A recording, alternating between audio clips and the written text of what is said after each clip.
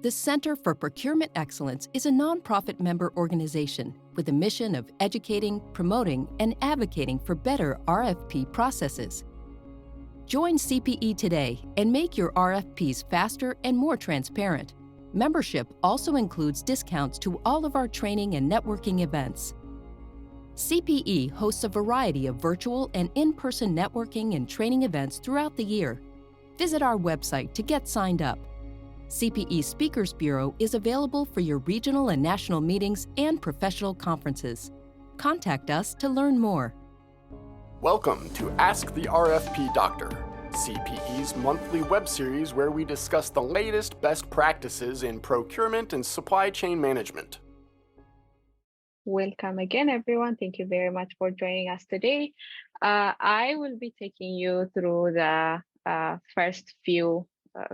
first half of the presentation to explain what human dimensions are, what the assessment looks like, what it is comprised of, what our data collection efforts look like, and then we'll move on to what does the data say and how can we use this data and summarize before we break out into our smaller sections.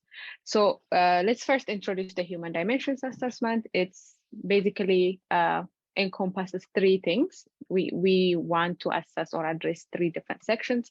The first is the personality of each individual, where we try to understand what the person looks like as a person, and then we explain emotional intelligence and behavioral traits of each individual.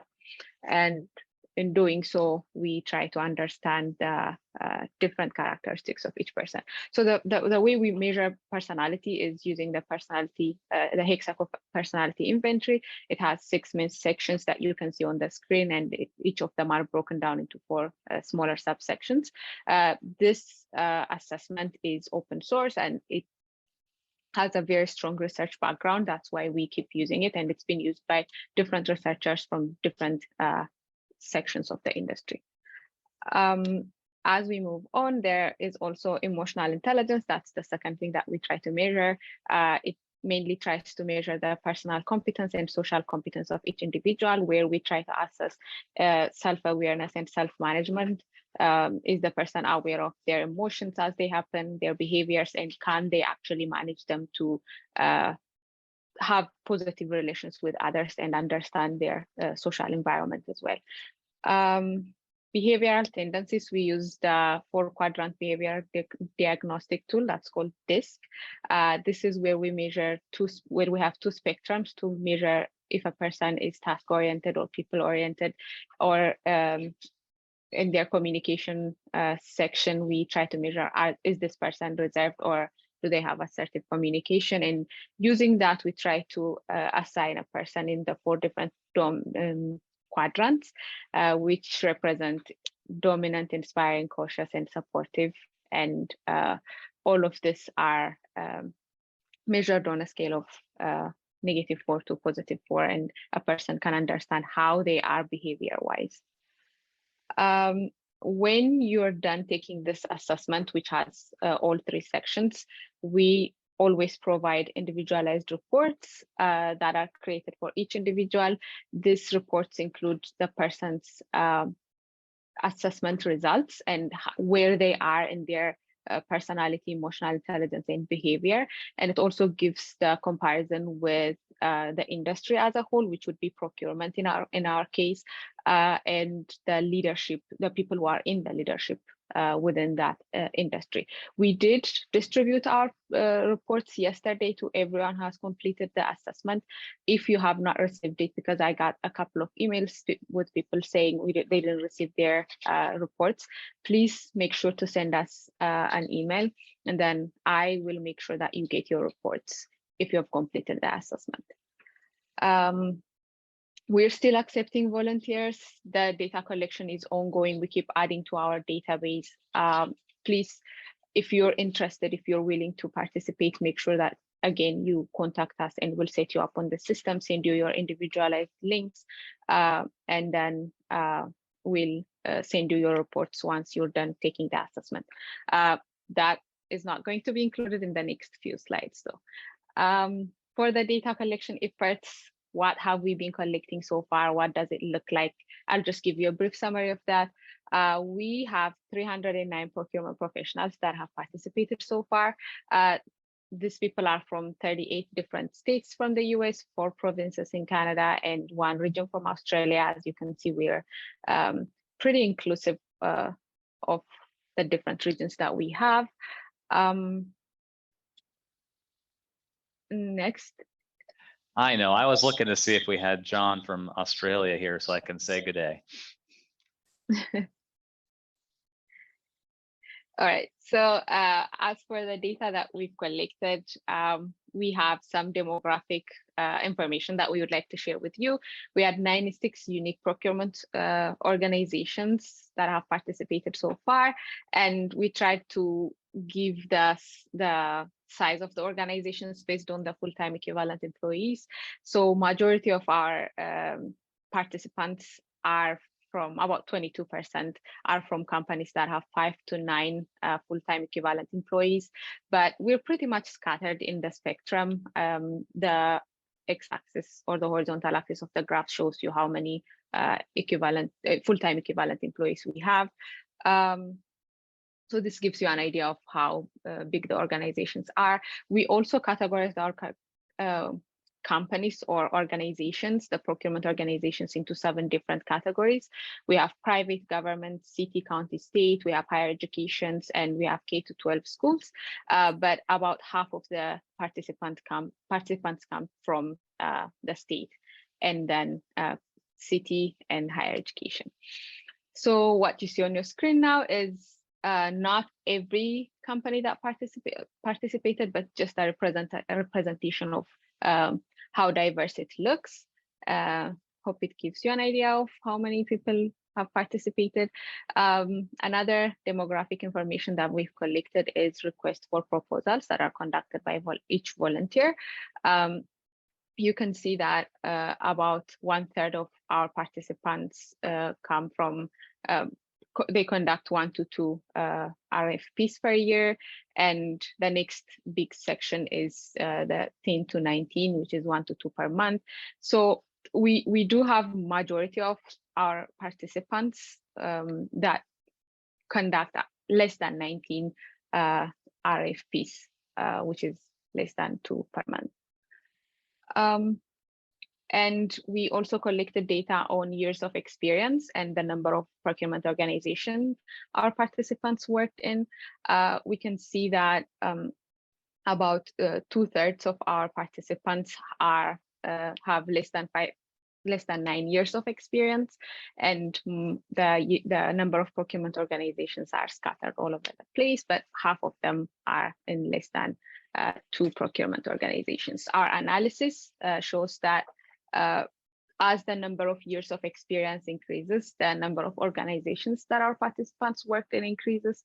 5 to 9 years was the breaking point for us to see if participants actually were changing their organizations. And less than 5 years, we saw that mostly the professionals would stay in the same company, but above that, we can see that people start jumping from one company to another. This graph also shows you the relationship between the number of procurement organizations the professionals have worked in and the number of years of experience in their current organization. We can see that people with a lot of years of experience, we have a number of people who stayed in one procurement organization, who stayed loyal to their companies. We can also see that same trend in the 2 procurement organization sector as well. But as we go up, we can see that people start jumping from 1 to 2 organizations. As for the educational background, we tried to collect the frequently mentioned degrees, because that's one of our questions in the data collection. We noticed that about half of our participants have business-related degrees. This includes business administration, business management, supply chain, accounting, economics, and we also have people from applied sciences, law, arts, and project management. For the common certificates attained, we noticed that there is about 1.4 certificate per person for everyone who provided their certificates. Next, I'll pass it on to Dr. Lyons, who will give you what the data actually says on the personality section.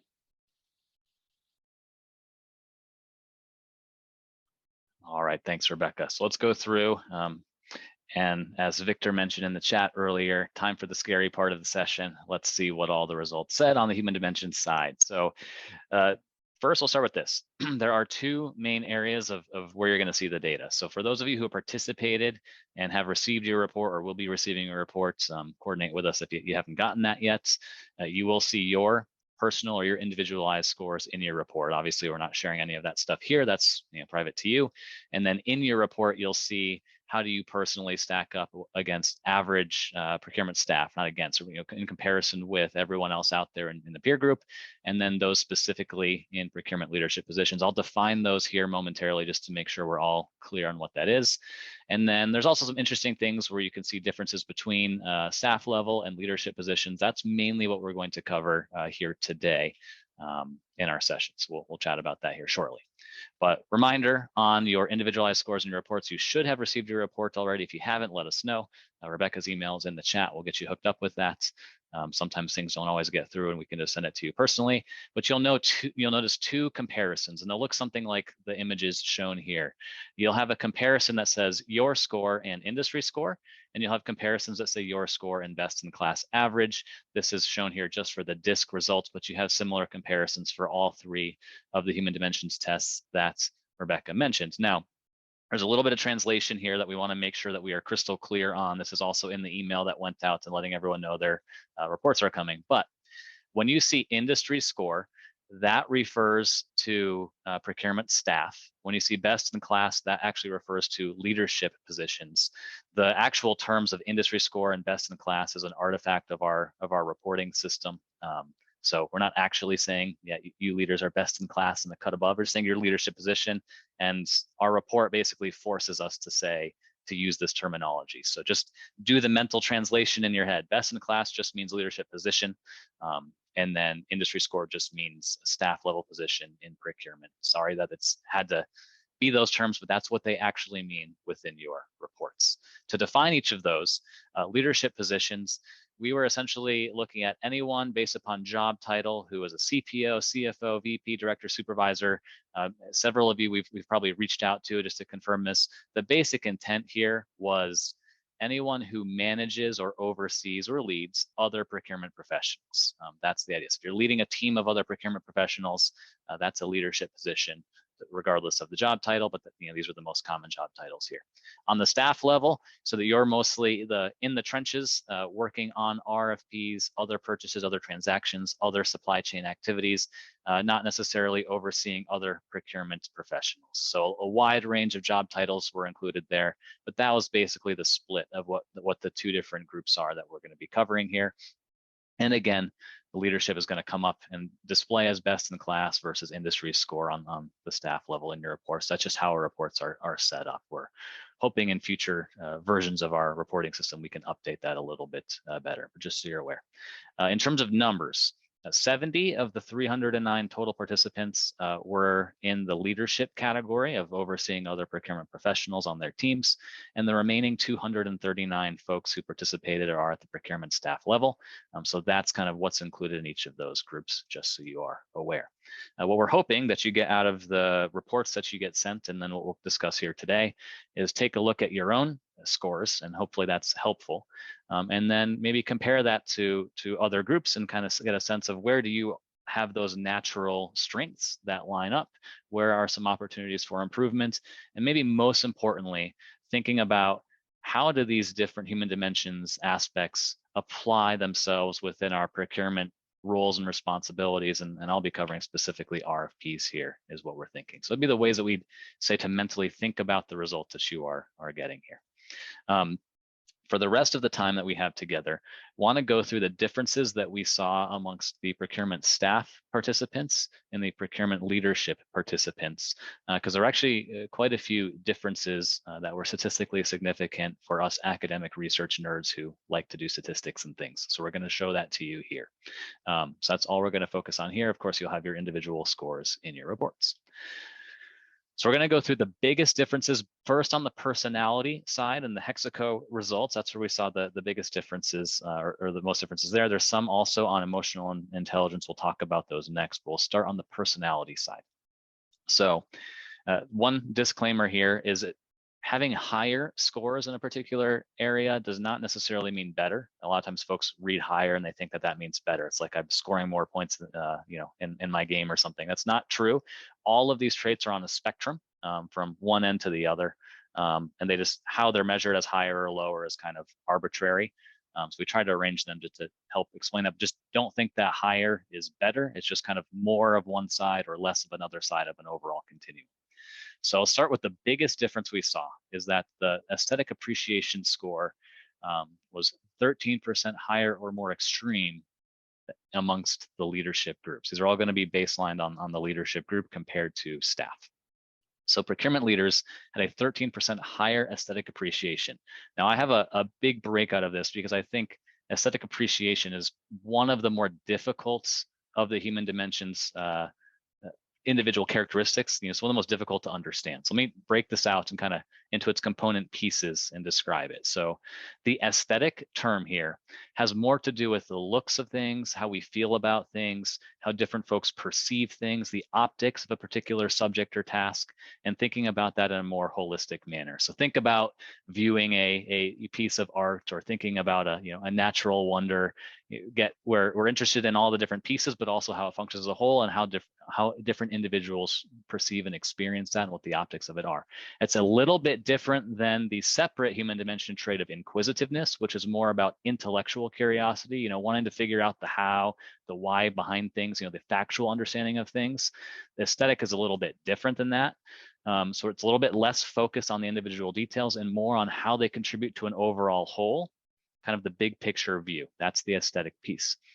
Now, the appreciation portion of this measure is an actual kind of a measure of absorption, or that we can focus our entire attention on something, even to the point of feeling wondered by it. So that's kind of how it goes together. So the way we like to think about this is the ability to become absorbed in the complexity and the details of a subject, but always bringing it back to the bigger picture, the holistic meaning, and understanding how that's going to be perceived by those around that subject, if that makes sense. So if you try to apply that more to an RFP, think of major RFPs you've been a part of. A lot of times they're super highly complex. They have many moving parts. And our goal on the procurement side is a lot of times we do get jazzed up about all the details. It's cool. That's a great part of our job, right? Is we get to see all these different things. You get to learn a little bit of this, a little bit of that, see all these different contexts. And we might be wowed and even in awe of some of the details going on. However, our job is to help that project team, that internal user, that internal agency not get bogged down in all those details. I'm sure you've seen that happen where folks get bogged down. What do we do about this? What if this? What if that? And then the project stalls out and the scope isn't coming together. It's our job to bring them back to the big picture, ground it all into the overall purpose. We can see all those things. We can get jazzed up by them, but we're going to bring it back to the big picture. So that's the way to think about this aesthetic appreciation. The other way to think about it is it actually falls under the broader trait of openness. And so aesthetic appreciation is seen as the experiential aspect of how people actually experience openness in their lives. One fun fact that we found when we are really digging into the background research on this trait of aesthetic appreciation, there have been studies that show that this is highly correlated to personalities that are more hypnotizable. So, watch out. In other words, when someone comes and says, you are getting very sleepy. Sorry, I'm an immature person taking off my watch to do that, but it was worth it. So yeah, just a fun fact that we found. All right, number 2 up here, liveliness, 12% higher liveliness on the leadership side. So this is, more upbeat, contributes enthusiasm and high spirits, that optimism, go get it attitude, right? So that can-do attitude. I think that's important because particularly the majority of us who are on the public side in procurement, we often get that sense of like a little bit of ugh, I think, from our internal user groups we're working with on RFPs, where they're, yeah, we have to go through this whole process and there's a lot of steps and it's bureaucracy, and can we just get through this? And I think that the more we can have a go get it attitude of how we're going to make this useful, how we're going to make it fun, we're going to be able to do this, this is a cool project and a cool opportunity, kind of keep spirits high, and not that it's an ugh, we have to, you know, fill in the paperwork and go through the check boxes here and jump through all these hoops. The more we keep it that way, I think it does help our project team. So that was how I personally interpreted that trait, and how I think it can be useful in an RFP setting. The next was a bundle. Social self-esteem and social boldness went together 10, 11% higher here on the leadership side. These two are so closely related when you really dig into them, that we group them together, and they are pretty similar in the differences. But the social self-esteem portion is having that positive self-regard in your social context. So not worried about being unpopular. I'm sure you can see why that would be helpful on the procurement side of things. And the boldness piece is willing to take the lead and speak up in groups. In other words, it is our job in procurement to take that role. We are a little bit on our own when we're working with those project teams in our RFPs, that we are responsible to say, are we following the rules or not? Is this fair or not? Is this in the public's best interest or not? And we have to be willing to say, I'm okay with speaking up about this, and I'm okay if that makes me unpopular, because it's the right thing to do. That was how I interpreted this one. Fairness, right? That goes hand in hand here. High integrity, treating all parties equitably, very level-headed. Research out there shows that this is negatively correlated, so inversely correlated with risk-taking behavior. In other words, not as likely to act on impulses, and are going to be really considering things in a fair fashion. Obviously, that makes a lot of sense in the procurement side. Forgiveness, high trust after mistakes. So we know that mistakes will be made. You'll see repeat internal user groups that you're working with, or you'll see issues that pop up in your procurements. The idea of some of us, myself included, it can be a bit of an elephant, right, where we don't forget things, but that's not necessarily correlated with being a leader in the procurement world. We have to acknowledge the mistakes that are made, but still be able to be trusting going forward, to have that forgiveness. And we can't just be like, we've been burned, we will never trust again. That's actually not in line with what a high-performing leader does, according to the results. And last but not least, of the big 6 differences we saw is diligence. So that work ethic, discipline, being orderly in our tasks that we are completing. I think being organized in the RFP world has a lot of obvious applications, for sure. Even just in simple things like version control of RFPs and who's got the golden copy right now and things like that are things that we have to consider all day, every day, and get pretty good at. So those are the big ones we saw that were differences here. On the emotional intelligence side, there were 2 that showed statistically significant differences. It was self-awareness and self-management. So the self-oriented aspects of EQ, basically, +5 EQ points on social awareness, +4 on self-management here. I said self-awareness and self-management here is what we saw higher. So the ability to perceive our own emotions and then control them within group settings as well. So that's the idea on the EQ side. So what does this stuff mean? I kind of translate each of those major differences on the personality side and also the EQ side into a few things. So the aesthetic appreciation, right, getting absorbed into and interested in the details, but always being able to bring that back to the big picture, right? So we're always keeping in mind, what's the purpose of procurement? What's the purpose of this RFP, perhaps? Bringing those details back to that big picture is critical, right? Not getting bogged down into the details, but fitting them into the overall holistic whole. I think that on the liveliness side is we're trying to make procurement fun, because it actually is. And it's every project that we're involved with is pretty darn important to our organizations. And that's a cool opportunity to see. So that's a big part on the liveliness side. Social self-esteem and boldness, right? Like be willing to speak up and be willing to be unpopular or say the unpopular thing, go against the group think. That has obvious benefits in an evaluation setting, especially those of you who are in consensus meeting scenarios where you can see the groupthink happening sometimes across the table, you being able to say, hey, wait a minute, let's talk about that.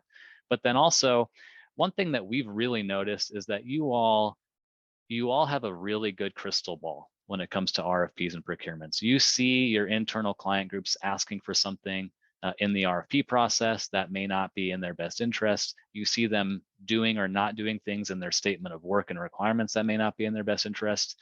And you can kind of predict the effect it's going to have on the competition and the ultimate selection.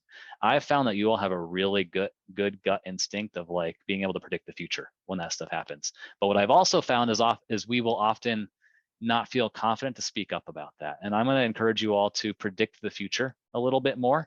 I bet you that when you have a good gut instinct, just start tracking that. I mean, how often are you right versus how often are you not right? I bet your hit rate is pretty darn high. So when you get that gut instinct in a meeting, be willing to raise your hand and say, hey, wait a minute, let's think about this. This is likely outcomes. I've seen this happen before, and reorient. So trust your gut there and use that to speak up, I think is the takeaway there. The fairness side is that in procurement, we can never budge on fairness. We can never budge on a process conducted with high integrity, not even 1 inch. I think that if you feel that you're slipping on something or making an allowance on something, if you even feel that at all, it's time to stop. It's time to reconsider. It's time to even think about, do we need to escalate this and get more eyeballs on this to make sure that we're creating transparency around that situation? Those things will pop up in our job. Forgiveness, of course, yeah, mistakes will be made. We've got to forgive, we've got to forge on and learn from those things and use it to get better, not use it to be curmudgeon-y, I guess. And then the diligence side, the extra mile does go a long way in this gig, taking that extra time to turn that requirement into a form, to translate something that's going to be better used and digested by the industry out there before you get to the RFP. That stuff matters a lot. So a lot of those details do matter in procurement. And embrace your inner stoic, your self-management, your self-awareness of things.